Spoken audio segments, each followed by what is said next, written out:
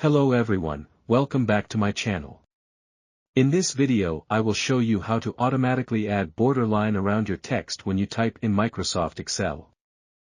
Choose all the boxes where you want to add automatic border.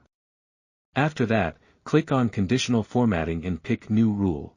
Now, select the option that says only cells that contain. From the drop-down menu pick No Blanks. Next, press the Format button. Now, click on Border, and then select Outline. Now, pick the border style that you prefer. The borders will now be added only to the cell where you applied the special format.